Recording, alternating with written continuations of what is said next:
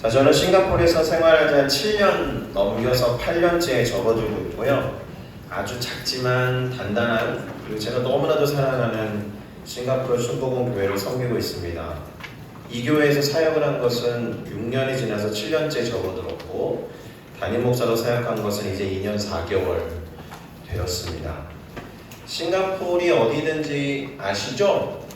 인도 차이나 반도라고 아시나요? 인도랑 차이나, 그러니까 중국 사이에 있는 반도라고 해서 인도 차이나라고 부르는데, 인도 차이나 반도랑 인도 사이에 있는 말레이 반도가 그 끝에 있는데요. 그 말레이시아라는 나라의 끝에 있는 섬을 싱가포르라고 부르게 됐습니다. 섬나라인데 도시 자체가 국가이기 때문에 도시 국가예요. 그럼에도 불구하고 그 위치가, 제가 좀 떨어져서 이야기할까요?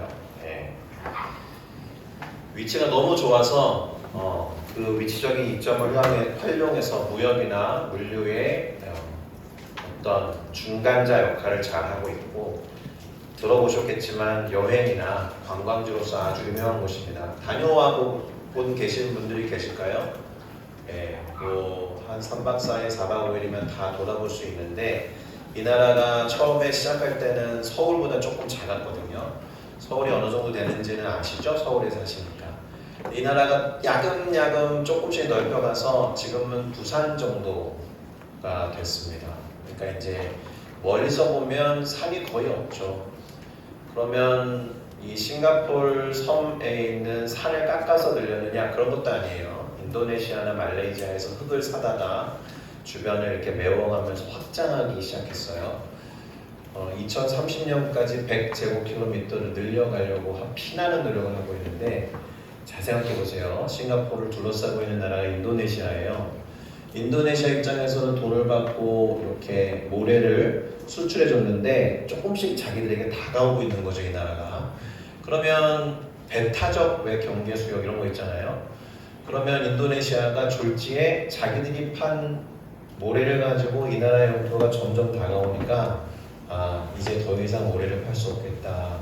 그래서 주변 그 조그만 나라가 조금씩 넓혀가는데 참 힘겨운 노력들을 많이 하고 있습니다. 어쨌든 인도네시아, 말레이시아, 그리고 인도, 유럽으로 향해서 가기 위해서 꼭 거쳐야 하는 곳이기 때문에 교통의 요충지가 되고 있습니다.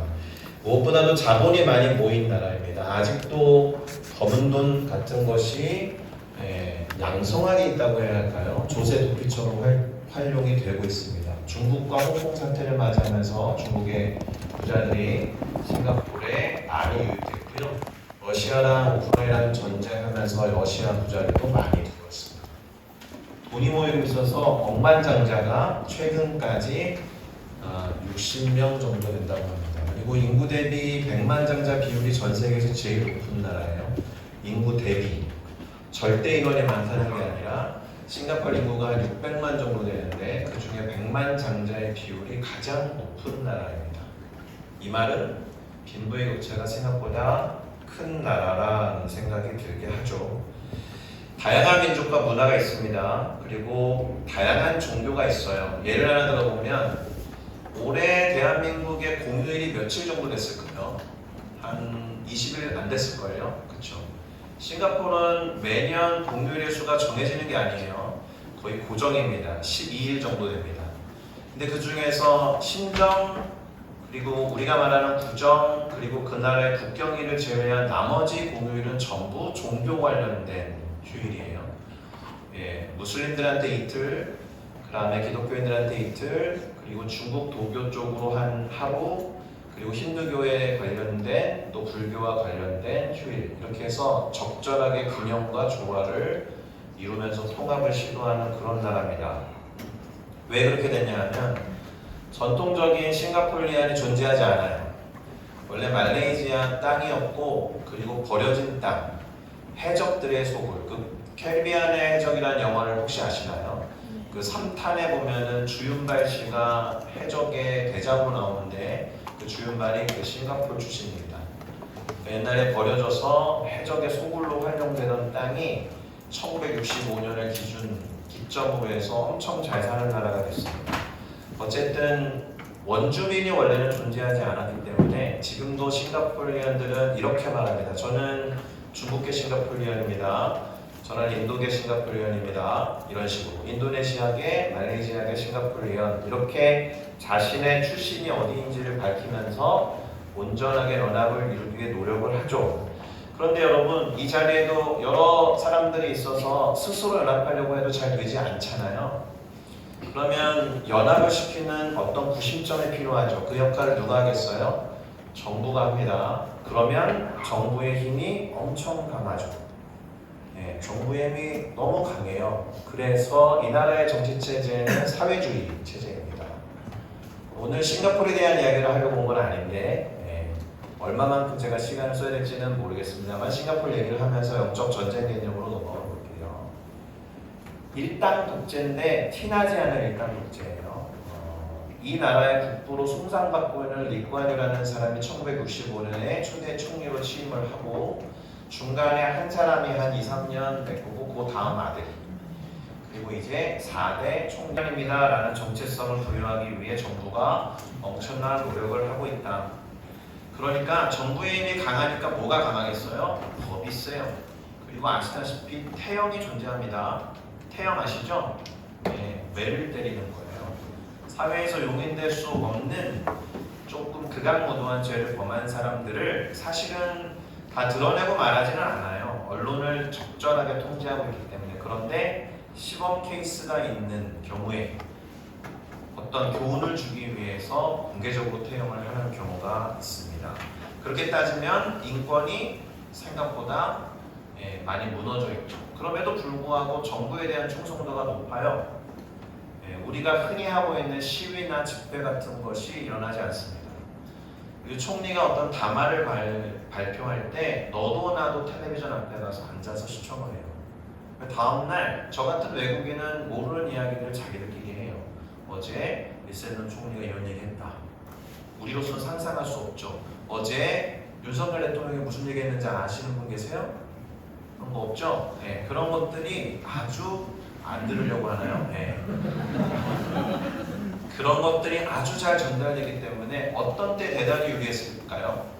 코로나 같은 상황에서 이 나라가 엄청 유리하게 정부를 잘 효과적으로 운영했습니다.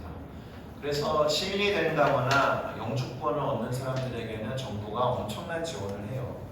오늘날 한국 사회에서 집을 얻기가 어려워서 결혼을 좀 미루는 지체들이 많이 있을 텐데 싱가포르는 그렇지 않습니다.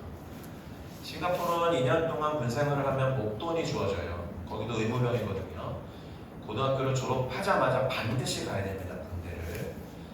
네, 그런데 주말에는 나와요. 주말에는 나오는데 우리가 볼 때, 제가 볼 때 저는 26개월 군생활했는데 26개월 군생활한 예비역 관점에서 볼 때 엄청난 널널한 당나라 군대인데 목돈을 주고 2년 있다가 나오면 목돈이 주어져요. 그리고 정부가 임대주택이라고 전부 임대예요. 왜냐하면 이 나라의 토지는 국가 소유이기 때문에. 그래서 집을 사도 99년 동안만 소유할 수 있습니다. 또는 49년 또는 30년 이렇게 있어요. 그래서 그 전에 빨리 팔아야 돼요. 자기가 빨리 팔고 자기가 산 돈을 회수하지 않으면 안 되는 거죠.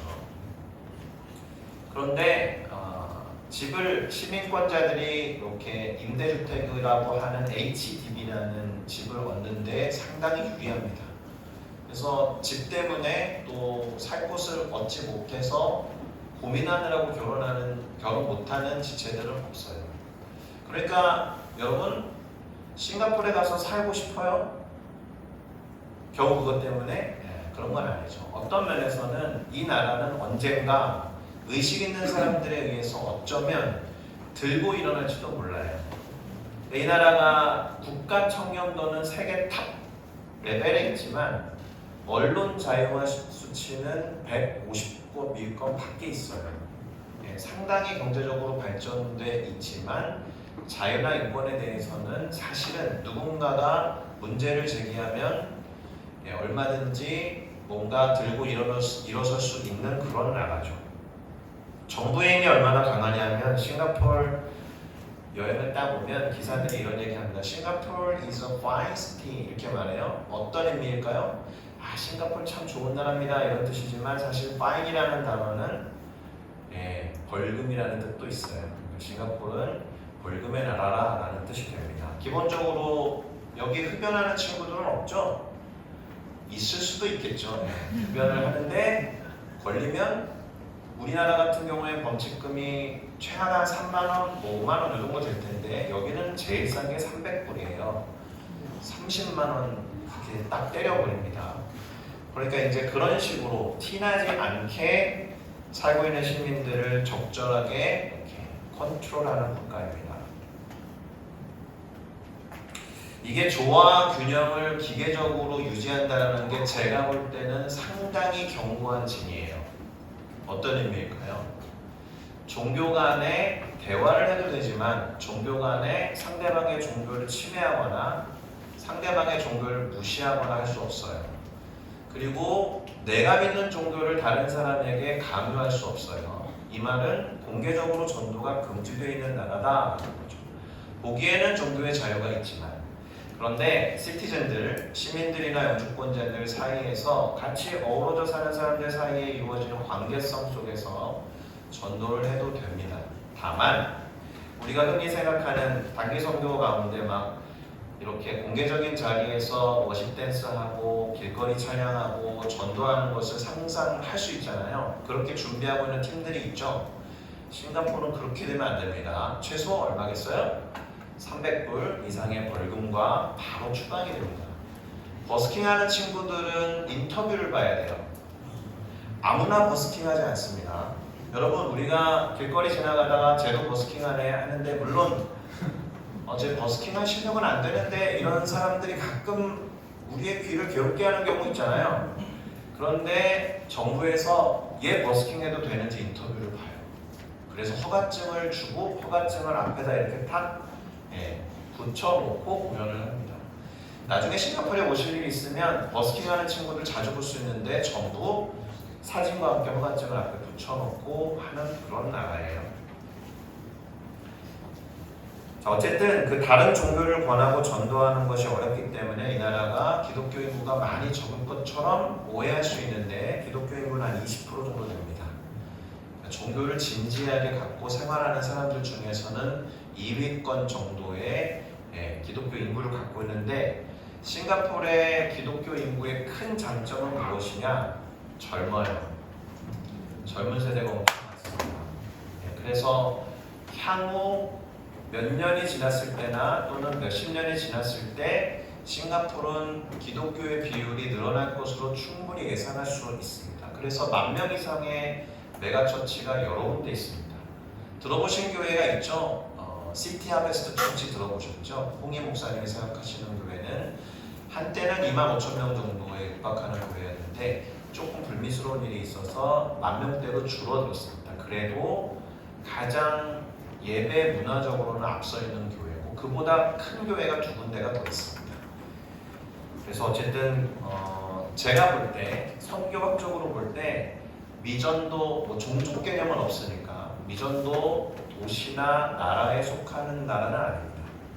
충분히 자생적으로 토착화된 교회에 의해서 복음이 전도되고 확산될 수 있는 나라예요.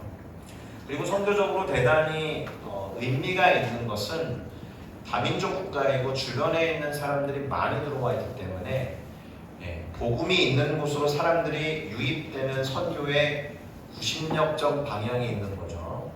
복음이 밖으로 나가는 걸 원심력적 선교라고 합니다. 여러분은 지금 원심력적 선교를 준비 중에 있는 거예요. 내가 지금 복음을 들고 복음이 없는 곳으로 나가는 개념이니까 원심력적인 선교를 하는 것이라면 복음이 없는 곳에 사는 사람들이 우연히 복음이 있는 나라로 들어와서 복음을 접하게 되는 것도 선교거든요. 구심력적 선교입니다. 복음에 가까이 다가왔던 사람들이 복음을 받아들고 주변으로 역파송될 수 있는 가장 좋은 나라가 싱가포르예요. 그래서 한때는 국제적으로 대단히 유명했던 선교 단체의 아시아 헤드쿼터는 전부 싱가포르에 있었습니다. 이제 전부 외부로 나간 이유는 물가가 엄청 올랐어요. 코로나를 지나고 전 세계에서 물가가 가장 높이 치솟은 나라가 싱가포르입니다. 그래서 한인들이 지금 한 3만 명 정도 살고 있는데 그 3만 명이 훨씬 더 넘는 한인들이 살고 있던 나라에서 많이 줄어들고 있는 추세입니다. 이 3만 명의 한인들을 섬기기 위해서 한인교회 12개 교회가 연합하고 있고요. 한인 교회 및 선교사 협의회가 구성돼서 같이 연합하면서 섬기고 있습니다. 그 중에 저희 싱가포르 교회가 있는 거죠. 저희 싱가포르 순복음 교회가. 저희 교회는 40년 됐습니다. 상당히 오래된 거예요. 싱가포르에 있는 한인 교회 중에 두 번째로 개척된 교회인데 특이한 게 있어요. 목회자에 의해서 개척된 교회가 아닙니다. 기도하던 내 가정에 우리 어머님, 아버님들이 1, 2년 동안 자신들끼리 기도 모임하고 있다가 우리에게 목회자가 필요하다고 해서 여의도 순복음교회에 목회자를 한번 파송해 주십시오 해서 시작된 교회가 싱가포르 순복음교회입니다. 순복음 강남교회는 어떻게 개척됐는지 제가 자세히는 모르지만 목회자를 보내서 이곳에 개척을 했지만 싱가포르는 오히려 기도하던 평신도들에 의해서 개척된 교회다라는 생각을 하시면 될 것 같습니다. 싱가포르에 관한 이야기 그리고 저희 교회에 관한 이야기가 생각보다 길었는데요. 제가 오늘 강의 주제에 초점을 좀 두고 말씀을 나눠보도록 하겠습니다. 저는 단기 선교나 이 선교 훈련에 있어서 좀 친숙한 사람이에요. 여의도 순복음교회에 본교회에서 월드미션이라는 단기 선교 프로그램이 있거든요. 그 선교 프로그램의 총무관사로 사역을 한 바가 있어요. 그리고 그 이후에 선교를 여러 번 경험하신 분들이 선교사로 지원해서 훈련받고 나가면 좋겠다라고 생각해서 옛날에는 PMTC, 지금은 FMTC 없어졌죠. 훈련원을 만들어서 선교사님을 훈련시켜서 파송한 일을 한 적도 있습니다. 그때 훈련을 받아서 선교사가 되신 분들 중에서 20년 넘게 지금 순복음의 선교사로 사역하고 계신 분들도 여러 분 계세요. 자, 그래서 우리 오창신 목사님께서 백재호 목사님이 저를 추천해 주신 것으로 아는데 백재호 목사님도 월드미션 공동체의 스텝 출신이어서 잘 알고 지내는 사이입니다. 그렇게 연결이 돼서 강의로 맡겨주신 주제가 영적 전쟁이라는 주제인데 제가 지금 방금 싱가포르에 대해서 소개 말씀을 드리면서 이 주제와 관련된 아주 중요한 단어 하나를 언급했었습니다. 견고한 진이라는 표현을 쓴 것이 기억나시나요? 싱가포르의 견고한 진은 뭐라고요? 기계적으로, 윤리적으로, 강제적으로 조화와 균형을 이루고자 하는 어떤 것 때문에 그 틈을 비집고 들어갈 수가 없는 거죠. 그것이 가장 큰 견고한 진이라고 저는 생각을 하고 있습니다. 다른 종교에 영향을 미쳐서도 안 되고 자신의 문화나 관습을 다른 이에게 강요할 수 없도록 강력하게 통제한다는 점에서 견고한 진이다. 자, 우리가 지금 가고자 하는 여러 지역에 있어서 여러 나라와 민족에 있어서도 그 사람들을 강력하게 여러 가지 면에서 통제하는 어떤 힘이 없는지 연구하면서 살펴볼 필요가 있겠죠. 옛날에는 어려운 개념으로 영적 도해라고 했었습니다. 내가 가는 지역의 여러 가지 정보를 취합한 다음에 그것을 영적으로 읽어나가는 작업. 근데 읽어나간 뒤에 최소한으로 할 수 있는 첫 번째 시도는 기도였던 거죠. 그래서 중보기도와 연결이 되는 개념이에요. 내가 울릉도를 간다라고 하면 울릉도의 역사를 공부해보고 살펴보고 사람들의 성향이 어떤지 그 지역의 견고한 진이 무엇인지 거기로 드나드는 문의 역할을 하는 것은 무엇인지 이런 것들을 조사한 다음에 팀원들과 디스커션하고 같이 기도한 다음 하나님 울릉도를 위해서 어떻게 기도하며 우리가 준비할까요? 이런 과정들을 시작하기 위해서 이 강의가 필요한 거죠. 또 하나는 제가 지금 물론 원고를 준비해 갖고 왔지만 한 15분 정도 싱가포르에 대해서 혼자 떠들었잖아요.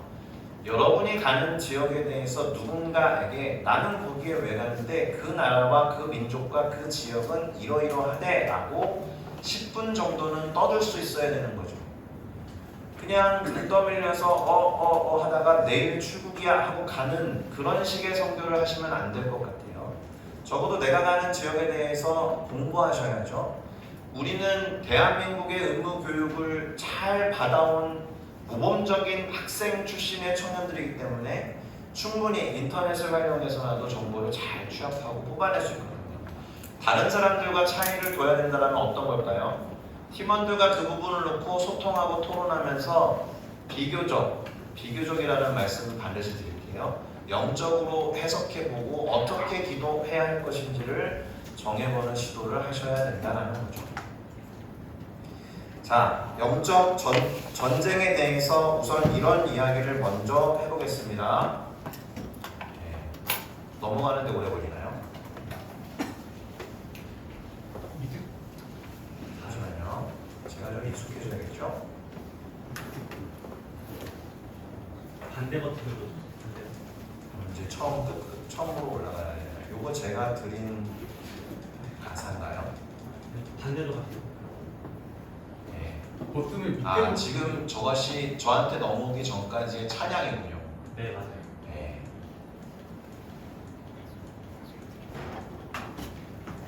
괜찮아요. 당황하지 마세요. 저만 정신차리면 되는데 이런 질문을 먼저 던져보고 싶은 거예요. 영적인 전쟁인가 아니면 영적인 전투인가? 전쟁이 전투보다 큰 개념인 건 아시죠? 처음 들으시나요? 군대에 다녀오신 분들은 아시죠? 우리가 세계 제2차, 1차 세계대전 할 때는 전쟁이죠. 세계 제1차, 2차 전투라고 하지 않습니다. 전쟁이 전투보다 큰 개념이라는 걸 아시면 돼요. 제가 이 질문을 던진 것은 이제 영적 전쟁이라는 표현을 쓰지 말아달라는 의미입니다. 영적인 전투라고 해주시기를 부탁드리기 위해서 그래요. 왜냐하면 전쟁은 이미 끝났거든요. 영적으로 전쟁은 끝났어요. 예수 그리스도께서 십자가 위에서 우리의 죄의 문제를 다 해결하시고 그것으로 끝났다라면 어떻게 됐을지 모르겠지만 죄와 사망의 권세를 이기시고 부활하신과 동시에 창세기 3장에 기록되어 있었듯이 여자와 원수됐던 사탄의 머리를 상하게 하신 뒤에 공중에 불법적으로 권세를 잡았던 사탄의 세력이 땅으로 쫓겨내려왔기 때문에 그래요. 이미 전쟁은 끝났고요. 이들이 하고 있는 활동들은 뭐겠어요? 하늘에서 권세를 잡고 있었던 얘네들이 권세를 잃어버리고 땅으로 쫓김받았기 때문에 도망가고 있는 거예요. 도망가면서 무엇을 하겠어요? 최후의 발악 중이에요. 할 수 있는 거라면 그저 게릴라전 정도로 할 수 있는 거죠. 그걸 전쟁이라고 부르지 않습니다. 전투 정도, 시가전 정도, 그리고 불법적으로 뭔가를 침탈하고, 왜냐하면 자기 배를 불려야 되니까 그 정도 하고 있는 개념이기 때문에 영적 전쟁이라고 부르지 마시고 영적 전투라고 해주셨으면 좋겠습니다. 사실 전쟁이 끝났을 때 전투는 남아있을 수 있어요. 얘네가 아직 항복을 하지 않으면 큰 틀에서 전쟁은 끝났지만 장당의 세력들이 항복하지 않는 발악이 남아있으면 작은 전투는 남아있을 수 있기 때문에 전쟁과 전투는 반드시 구별해 주셨으면 좋겠습니다. 사탄의 세력들이 사실은 스스로 높아지려고 해서 하나님이 허락하신 적도 없는데 공중의 권세를 이들이 잡고 있었어요. 그래서 옛날에는 그 나라에 가면 이런 영들이 있어, 저 나라를 사로잡고 있는 그런 영들이 있어, 음란의 영들이 있어, 이런 표현들을 자주 썼는데 그런 식으로 걔네들에게 집중할 필요는 사실 없거든요. 이미 스스로 높아지려고 했던 사탄 사이에 균열이 발생했고 하나님을 대적하려고 높아졌던 이들이 쫓겨내려왔기 때문에 다시 말씀드립니다. 예수 그리스도의 십자가 사건 이후에 죄와 사망의 권세를 그분이 이기시고 사탄의 머리를 밟아버리신 그리스도 예수의 부활과 승리로 인해서 공중에서 그들이 갈 곳을 잃었어요. 도망갈 때는 이 땅밖에 없기 때문에 땅에 와 있는 하나님의 자녀들을 미혹해 한다거나 하나님을 알지 못하는 사람들을 자꾸 자신들의 반란군 쪽으로 끌어들이는 노력만 하고 있을 뿐입니다. 전쟁은 끝났고 패배한 사탄의 세력들이 공중에서의 그들의 권세를 이미 잃어버렸고 지상세계로 도망을 쳐서 최후의 말을 하고 있는 상황이 지금 우리가 처한 시대적 상황이다 라는 것만 아셨으면 좋겠습니다. 그래서 어떤 면에서는 사실 결과가 이미 나와 있기 때문에 방심만 하지 않는다면 전투에서 지는 일은 거의 없어요. 물론 과하게 신경을 쓰는 것도 경계해야 할 일입니다. 자, 그렇다면 이런 질문을 던져보면서 조금 더 실제적인 이야기를 해보도록 하겠습니다. 우리가 전투나 전쟁 등의 싸움을 할 때 가장 중요하게 생각해야 하는 것이 무엇일까? 물론 여러 가지가 있죠. 무기를 준비해야 되고 싸울 준비를 해야 됩니다. 이런 것들이 필요하겠지만 오늘 우리가 기억해야 되는 것은 피하 식별을 잘 해야 한다는 거예요. 피하 식별이 무엇이냐면 누가 적군이고 누가 아군인지를 구분하는 것을 말합니다. 우리가 영적인 전투에서 지거나 혹시라도 시험에 드는 이유가 있다면 우리의 싸움이 혈과 육, 그러니까 눈에 보이는 피지컬적인 게 아님에도 불구하고 거기에 잘못 의미를 부여하고 그러기 때문에 벌어지는 일일 거예요. 내가 쟤 때문에 너무 힘들어. 걔는 왜 그러는지 몰라. 이와 같은 이야기를 하면서 마치 우리들과 함께하고 있는 팀원들, 눈앞에 보이는 육체적인 사람들과 싸움을 벌이는 식의 표현을 한다는 거예요. 그러면 그것은 피하 식별을 잘못하고 있는 거죠. 사실은 어둠의 주관자들 그리고 영적인 세력들에 의한 것일 때가 생각보다 많은데 쟤는 왜 그러는지 몰라 해서 걔를 너무 미워하는 거죠. 그러면 피하 식별을 못하고 걔하고 싸우는 거잖아요. 거기에 영적인 전투라는 표현을 쓸 수 없죠. 육적인 전투겠죠. 그것은. 지체들과의 전투겠죠. 지체들과의 갈등이겠죠. 팀원들과의 분열이겠죠. 그러니까 피하 식별을 하는 것이 중요해요. 어떤 면에서는 우리가 생각보다 적군과 아군을 잘 구별하지 못할 때가 많다. 구분하고 구별해야 한다는 표현을 기독교에서는 어떻게 말해요? 분별이라는 표현을 씁니다. 그런데 어떻습니까? 구별과 구분, 소위 이 분별에는 언제나 기준이 필요해요. 잘 따라오고 계시죠? 적군과 아군을 잘 구별하고 구분해야 되는데 그런 기준이 뭐여야 되느냐? 당연히 하나님의 말씀이 기준이 되어야 하는 거죠. 하나님의 말씀을 기준으로 삼아서 옳고 그름을 판단하고 분별해야 하는 거예요.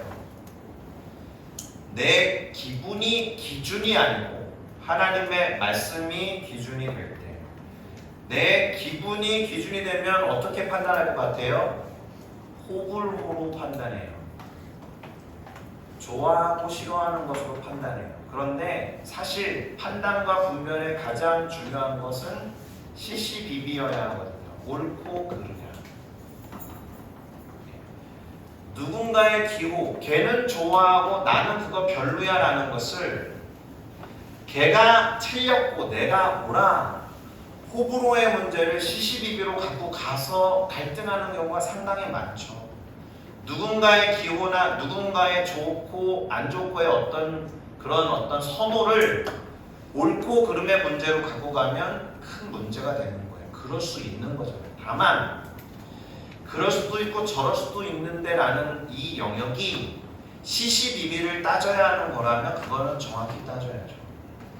오늘날 관용을 대단히 중요하게 생각하거든요. 저 사람의 어떤 행동을 잘 품어줘야 되고 받아줘야 돼 라고 할 때는 호불호의 영역은 그렇게 해도 되는데 그것이 분명하게 하나님의 말씀의 기준에 따라서 시시비비의 영역을 관용하면 안 되는 거예요. 그것은. 제가 기독교는 폐쇄적이고 자기들만 옳다 이렇게 말하는 어떤 면을 말하는 건 아니에요. 우리는 누군가에게 선을 베풀고 누군가를 끊임없이 안아주고 포용해 줘야 되는 사람들이에요. 그래서 기독교인이 상당히 피곤하죠. 해야 될 것도 많고 하지 말아야 될 것도 많고 다른 사람들은 그거 죄야? 라는 고민 없이 함부로 행하는 것들을 우리는 죄일 수도 있어서 자제하고 안 하는 경우도 많고 사실 크리스천으로 사는 것이 상당히 피곤해요. 맞죠? 토요일날 이 시간에 어떤 형제가 지금 과하게 고개를 끄덕였어요. 아까 목사님 따로 말씀드릴게요. 토요일 이 시간에 제가 선교훈련을 진행한다라고 하면 보통 3, 4시에 모이게 하거든요. 분명히 왜 10시 반부터 모이라는 거야. 그리고 찬양팀은 분명히 적어도 30분 전에 왔겠지. 이거 세팅하는 친구들은 한 9시 반부터 교회를 어슬렁 거슬리고 걸었을 거예요. 네, 그리고 이제 출국일이 다가가면 10시 반부터 모였으니까 팀원 모임하고 뭐하면 이제 별 보고 들어가는 거죠. 세상 친구들이 해외여행을 갈 때 그렇게 해요, 안 해요? 그렇게 안 해요. 근데 왜 이러고 있어요? 다른 거죠. 크리스찬이니까 해야 하는 게 너무 많아요. 우리가 복음을 전할 때 예수님 믿으면 좋은 일이 일어납니다. 예수님 믿으면 저는 잘 쓰는 표현은 아닌데 성공합니다. 행복해질 수 있어요. 이런 표현을 하는데 토요일날 나의 행복한 시간을 과감하게 내려놓고 이 자리에 와서 또 다른 행복, 다른 사람들이 모르는 행복을 위해서 이 자리에 있는 여러분들 축복합니다. 우리 다 알아요. 해야 될 것도 많고 하지 말아야 될 것도 많은, 실제로 진지하게 신앙생활을 하면 우리가 말하는 좋은 일이라는 것은 사실은 다른 차원의 이야기구나. 혹시 그것 때문에 속아서 신앙생활을 2, 3년 하고 있는 여러분들이 계실까요? 네, 그러지 않을 거라고 생각해요. 그런 분들이었다면 이 자리에 와 있지도 않을 거예요. 어쨌든 이 일이 시시비비를 가려야 하는 일인가, 누군가의 취향과 관련되어 있는 호불호의 일인가를 잘 따져보셔야죠. 호불호는 얼마든지 받아줄 수 있고 존중해 줄 수 있는 일이다.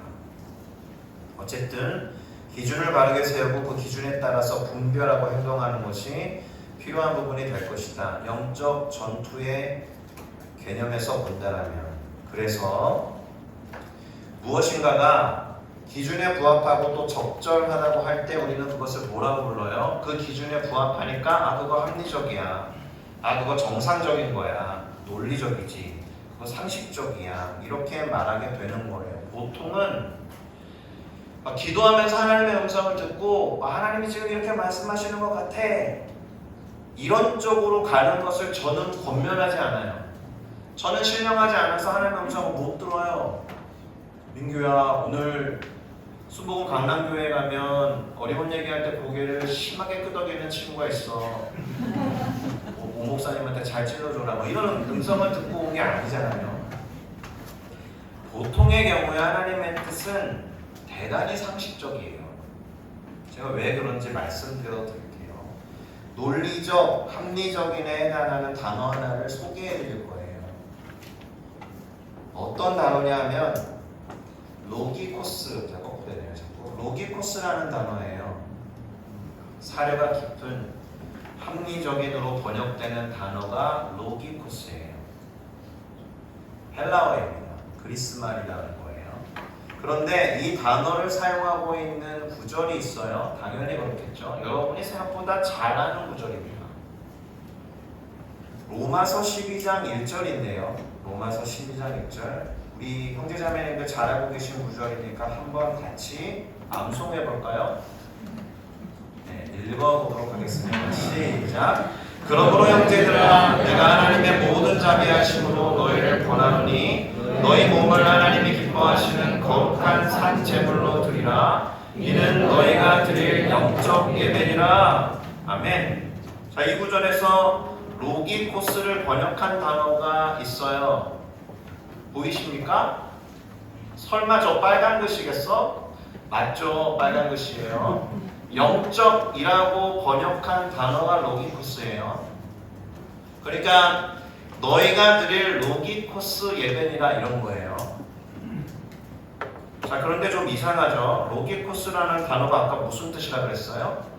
합리적인, 사려가 깊은, 그런 뜻이라고 했죠? 이 단어를 조금 더 잘 이해하게 설명을 좀 드려볼까요? 로기코스에서 로지컬이 왔어요. 비슷하죠? 따지고 보니까 빨간 글씨가 어근이니까 로기코스라는 단어에서 영어 단어 로지컬이 왔어요. 로지컬을 읽으면서 여러분 영적이라고 번역하는 사람 있어요? 없을걸요?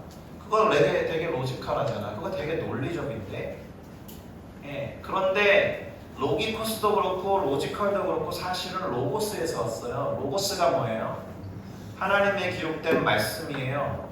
하나님의 기록된 말씀에 근거하는 것이 사실은 대단히 논리적인 거죠. 대단히 사료가 깊고 대단히 합리적이고 대단히 상식적인 걸 말해요. 누구의 입장에서? 하나님 입장에서 논리적인 것, 하나님 입장에서 상식적인 것, 하나님 입장에서 받아들일 만한 것. 이 단어가 로기코스예요. 그러니까 제가 아까 오더블 보이스로 하나님이 말씀하신 민규야 뭐 이렇게 신령한 음성으로 울리듯이 말씀하시는 그런 의미가 아니라, 그리고 우리가 땅을 밟고 서 있는 현실 세계와 동떨어에 있는 저 너머의 이야기가 아니라 영적인으로 번역되는 원래 단어는 대단히 논리적이고 대단히 합리적인 단어다라는 거예요.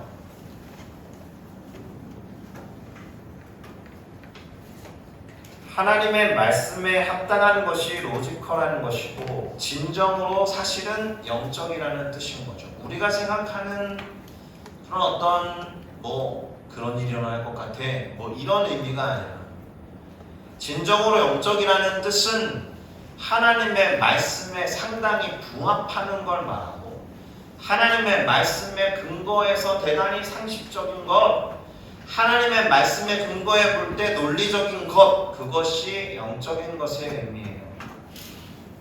논리적이고 합리적이면서 상식적인 것의 기준이 뭐라는 거예요? 하나님의 기록된 말씀이어야 한다. 다시 말씀드립니다. 로기코스가 우리말 성경으로는 영적인으로 번역이 되어 있지만 우리가 생각하는 영적이라는 의미가 사실은 생각보다 훨씬 더 상식적이고 논리적이다라는 뜻이 되는 거예요. 특별히 하나님의 말씀에 부합할 때 그게 진정으로 논리적인 거예요. 하나님의 말씀에 부합할 때 그게 진정으로 합리적인 거예요. 하나님의 말씀에 부합할 때 그게 진정으로 상식적인 거예요. 그야말로 많은 이들에게, 특별히 하나님에게 받아들일 만한 것, 그게 로기코스예요. 그래서 어떤 의미에서의 영적인 전투는 상식과 비상식의 싸움이라고 해야 해요. 다만 기준이 하나님의 말씀에 의한 것이어야 한다. 그러니 어떤 이야기를 할 수가 있느냐 하면, 상식이 아니고 진리가 아닌 것에 대해서 과도하게 에너지를 사용하는 것만큼 영적 전투를 해야 하는 우리들의 힘을 빼는 일은 없는 겁니다. 내가 지금 뭐 때문에 에너지를 많이 쓰고 있다 그러면 그것이 하나님의 말씀에 기초할 때 논리적인지 하나님의 말씀에 기초할 때 상식적이고 받아들일 만한 것인지를 분별하셔야 되는 거죠. 그것과 상관없는 것으로 지금 내 에너지를 쓰고 열정을 쓰고 시간을 쓰고 있다라고 하면 이미 영적인 전투에서 지금 말려 있는 거예요. 성경은 분명 우리에게 말하죠. 진리를 알지니 진리가 너희를 자유케 하리라. 어떻게 보면 우리를 계속 신경 쓰게 하고 뭔가에 매달리게 하고 있는 것이 진리인지 아닌지를 구분하셔야 해요. 매달려 있는 것 자체가 사실은 진리가 아니라는 뜻일 거예요. 자유하지 않으니까. 그러니 하나님의 말씀에 근거해서 제대로 분별하고 구분하는 연습을 해야죠. 단기 성경훈련에서 묵상하고 기도하면서 통독하라고 강조하는 이유가 여기에 있습니다. 리바이벌 미션 훈련생 여러분들 묵상하시고 기도하시고 통독하세요? 그렇게 훈련 커리큘럼에 짜여 있어요? 나 그냥 가면 되는데 이거 왜 하라고 하는 거야? 왜요? 상식적이고 합리적이고 논리적인 싸움을 잘하기 위해서, 하나님의 말씀에 근거해서 제대로 피하식별하기 위해서, 선교지 다녀와서 그것으로 그치는 것이 아니라 내 삶의 연장선 상에서도 똑같이, 왜냐하면 아직도 영적인 잔당 세력들이 치열하게 발악하고 있으니까. 물론 전쟁은 끝났지만 분별을 위해서 반드시 이 선교를 위해서 행하는 이벤트로 생각하시면 안 된다라는 겁니다. 자, 그러니 그러한 연습을 지금부터 일상 속에서 계속하고, 또 어떻게 기도하며 어떻게 나아가면 되겠느냐, 이렇게 기도하시기를 권면드리는데요. 무엇인가를 하나님이 보시기에 받으실 만한 상황으로 변화시켜 주십시오 기도해야 하는 거죠. 무엇이 핵심이에요? 하나님이 보시기에. 그게 피아식별의 기준이었습니다. 하나님이 보시기에 지극히 논리적이고 지극히 상식적이며 지극히 정상적이 되게 해주십시오. 이렇게 기도하며 나아가야 하는 거예요. 그 나라와 그 민족을 위해서, 내가 가는 지역을 위해서. 공부하고 연구한 만큼 더 그렇게 기도해야 할 것들이 많이 보일 거예요. 상식과 비상식의 측면에서. 자, 그러니까 하나님 입장에서는 무엇이 지극히 당연하고 자연스러운 반응일까, 이런 생각을 하면서 하나님과 아이덴티파잉을 하셔야죠. 동일시하는 작업을 해야 돼요. 누군가와 동일시하는 가장 좋은 방법은 그 사람의 언어와 그 사람의 생각을 따라하는 거거든요.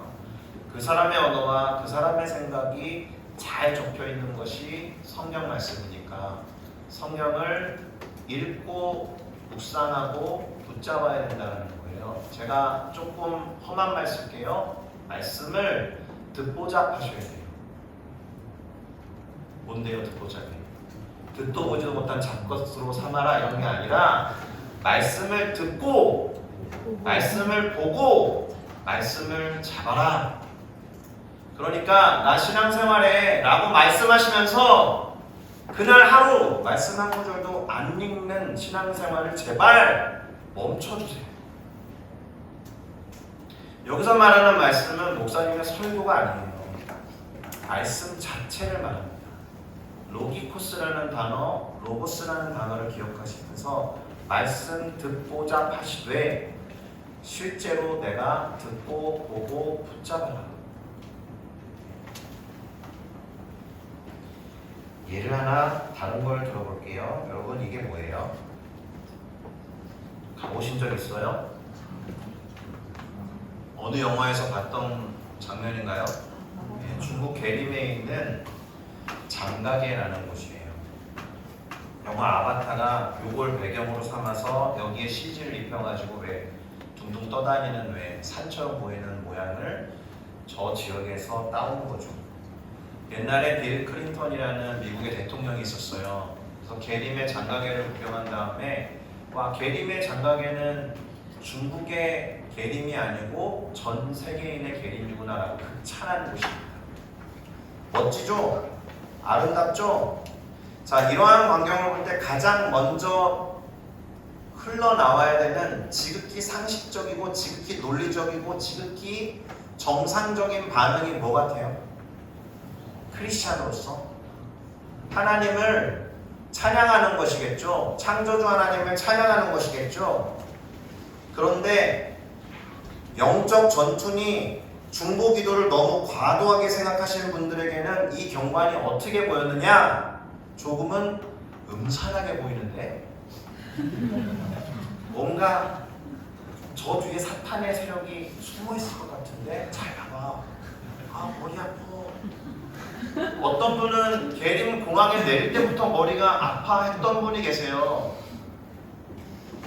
어떤 의미에서 우리가 착각하고 있었던 영적인 기분이죠.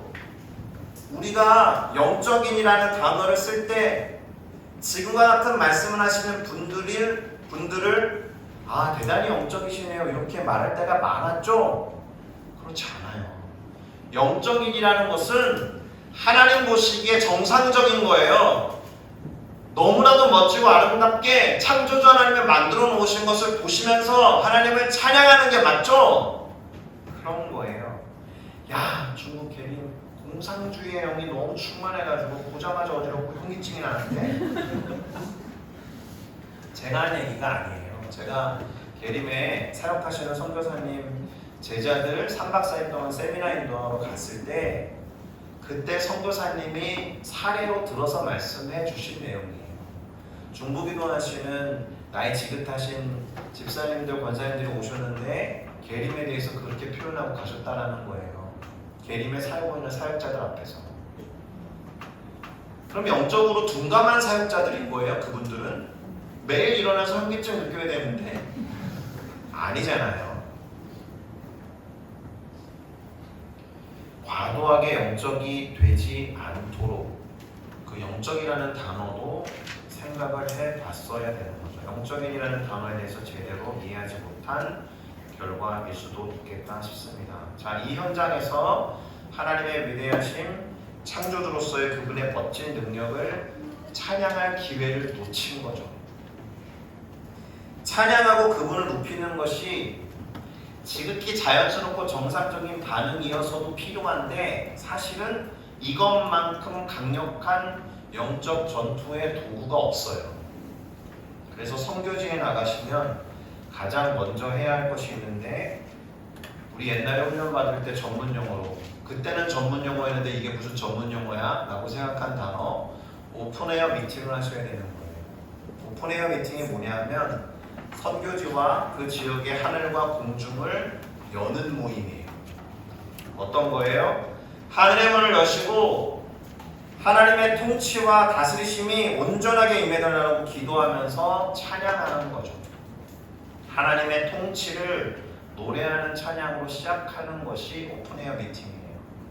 하나님이 이 지역의 하늘의 문을 여시고 하나님 지켜봐 주시고 하나님의 임재가 가득할 수 있도록 하나님의 통치를 찬양할 수 있도록 주님 역사하십시오라고 하는 첫 작업 오픈에어 미팅을 시작하셔야 되는 겁니다. 여기서도 할 수 있어요. 여기서도 그 땅에 오픈에어 미팅을 하는 거죠.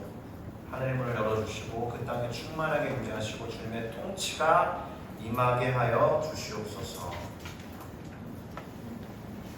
자, 영적 전투라는 개념을 그리고 너무 투철하게 가지실 필요가 없어요. 우리가 집중해야 하는 대상은 하나님이지 사탄이 아니거든요. 그래서 그런 내용을 잘 담고 있는 찬양 아까 이미 부르셨어요. 하늘의 문을 여셔서 그 찬양을 이따가 마무리하면서 부르고 기도하려고 합니다. 두 번째, 우리는 반대 정신으로 기도하면서 싸워야 하는 거예요. 여기에서의 반대 정신이란 어떤 것이냐면 하나님을 대적해서 높아진 세력들과의 반대 정신을 말합니다. 그들이 망가뜨린 세상이 하나님이 보시기에 지극히 정상적으로, 하나님이 보시기에 지극히 상식적으로, 하나님이 보시기에 지극히 논리적으로 다시 회복되도록 어떻게 회복되어야 하는지를 깊이 생각하면서 하나님의 속성과 성품으로 변화되도록 기도해야 한다는 거예요. 이거 아주 옛날 마인드인데요. 예를 들기 좋아서 말씀드려 봅니다. 한국이든 어디든 간에 정치라는 영역에 가장 시급하게 회복되어야 되는 것이 뭐예요? 공의와 정의예요. 그러면 하나님이 정치라는 것을 혹시라도 창조하셨다면 당연히 창조하셨겠죠. 하나님이 정치를 만드셨다면 거기에는 분명히 하나님의 공의와 정의가 있었겠죠. 하나님이 만들어 놓으셨던 태초에 정치는 하나님의 속성과 성품이 공의와 정의로 충만했을 텐데 왜 지금 그 공의와 정의가 무너졌냐? 하늘의 문을 여시고 하나님의 공의와 정의가 그 땅에, 그 나라와 그 민족의 정치 가운데 다시 서게 해주십시오라고 기도하라는 거예요. 예술 영역은 뭐가 무너졌겠어요? 거룩이 무너졌죠. 거룩이 무너졌으니까 외설이나 음란함으로 치닫고 있는 거예요. 음란함과 외설 이런 것의 반대 정신이 거룩이다라는 의미입니다. 가정에는 그래서 사랑이 회복되어야 되는 것이고 교육에는요 진리가 회복되어야 하는 거예요. 매스컴에는 진실이. 왜요? 가짜 뉴스가 엄청 넘쳐나잖아요. 페이크 뉴스가 사라져 가도록 기도하셔야 되는 거고 경제는요 정직이에요. 속고 속이는 것이 팽배하고 어둡고 검은 돌이 돌고 돌잖아요. 그래서 정직이 회복돼야 되는 거예요. 사실은 노력한 만큼 정직하게 벌어서 자기가 쓸 만큼 쓰고 나머지 물질과 재정을 어떻게 써야 할까요? 하나님 이렇게 물으면서 사용하는 게 청직이죠. 긍휼은 사실 종교라고 말할 수 있는데 교회에 가장 먼저 회복되어야 하는 하나님의 중요한 속성입니다. 왜일까요? 실제로 그런 일이 있었어요. 호주에 어떤 교도소에서 방금 수감을 마치고 나온 어떤 분이 감옥에서 예수님을 영접하고 이제는 지금 출감했으니까 교회에 출석해야겠다라고 갔어요. 자기가 살던 고향에 있는 교회. 사람들이 이 사람 전과자라는 걸 다 알죠. 가운데 자리에 앉았어요. 사람들이 다가와 앉지 않습니다. 사람들이 다가와 앉지 않고 그 사람 주변에 아무도 안 가요. 담임 목사님이 그 상황을 보시고 단상에 올라서 이렇게 말씀드렸습니다. 선생님 환영합니다. 우리 교회 성도님들이 하나님께서 당신을 너무나 주목하셨으면 좋겠다라는 마음 때문에 그 자리를 배려해서 앉혀드렸군요. 배려가 아니었는데 교회에 와야 될 사람과 오지 말아야 될 사람들을 반드시 무슨 전과자, 성범죄자, 우리가 혐오하는 사람들만의 이야기가 아니라 내가 싫어하는 사람 저기에 저렇게 안 앉을 거야. 이렇게 하는 것도 긍휼의 문제가 벌어진 상황인 겁니다. 오늘날 교회들에게 하나님의 긍휼이 그렇게 회복되기를 바랍니다. 교회의 문턱은 누구나 넘어올 수 있는 곳이 되어야 하니까요. 반대 정신으로 맞서 싸우면서 기도하는 것이 무엇인지를 이 예를 통해서 아셨을 거라고 생각합니다. 우리가 가는 지역을 그런 관점에서 살펴보시는 작업이 필요할 테고요. 그렇게 기도하면서 나아가면 좋겠습니다. 마지막으로 영적 전투의 중요한 무기는 역시나 말씀이 될 겁니다.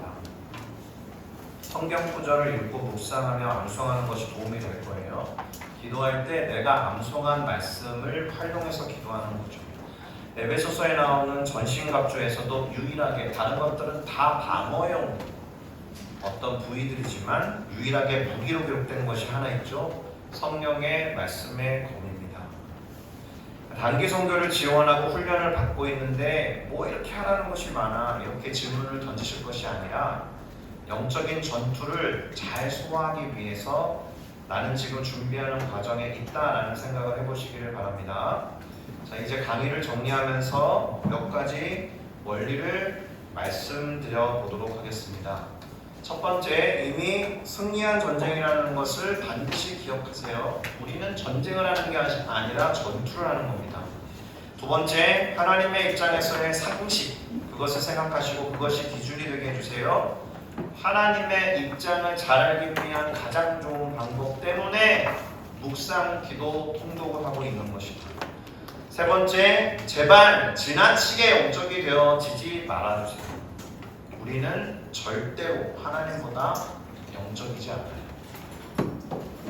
네 번째, 찬양을 많이 불러주세요. 하나님께 집중하는 가장 좋은 방법. 그런 거 있죠? 반복해서 짓는 죄가 있죠? 맨날 그것 때문에 고민하면서 하나님 앞에 나아갈 때 목사님은 지국계 회개기도 합시다 이러면 늘 생각나는 습관적인 죄 있죠? 죄 짓지 말아야지 이게 아니라 하나님께 친해지면 그 죄는 점점 멀어질 거예요. 뭐랑 똑같으냐 하면 잠을 자야지 이러면 잠 못 자죠? 우리 몸은 잠 자게 되어 있는데 그러면 차라리 일어나서 건강한 걸 하면 돼요. 건강한 걸 하다 보면 몸이 피곤해서 자게 되어 있어요. 그러니까 죄에 집중하지 마시고 하나님께 집중하시기를 당부드리는데 가장 좋은 것은 찬양이다. 찬양을 많이 부르자. 찬양에 담겨있는 하나님의 속성과 성품을 알아야죠. 하나님을 가장 잘 경험할 수 있는 것은 말씀 듣보잡이다. 말씀을 듣고 보고 붙잡아 주시기를 바랍니다. 그리고 말씀이 가장 효과적인 무기다라는 것을 기억하시고, 기도도 내가 알고 있는 말씀들, 오늘 묵상한 말씀에 기초해서 그렇게 되기를 원합니다라고 기도하시면 됩니다. 단 한순간도, 저는 공항 사역 많이 했거든요. 단기팀 나갈 때마다 공항에 나가고 들어올 때마다 공항에 마중 나가고 그랬는데, 나갈 때 하는 기도 중에 일부입니다. 하나님, 이 팀이 단 한순간도 마음의 중심에서 하나님을 놓치지 않게 해주십시오. 하나님, 이 팀이 단 한순간도 우리의 마음속에서 팀원들을 놓치지 않게 해주십시오. 왜요? 우리의 싸움이 혈과 육에 대한 게 아니니까. 하나님, 단 한순간도 우리 마음의 중심에서 우리가 만나는 영혼들을 놓치지 않게 해주십시오. 그것 때문에 갔으니까요.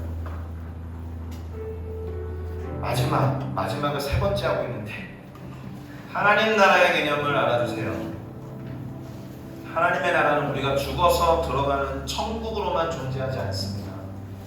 킹덤 오브 갓이라고 할 때 그 단어에서 보시듯이 하나님이 왕인, dom이 뭐의 약자예요? dominate의 약자예요. 하나님이 다스리시는 모든 영역을 말해요.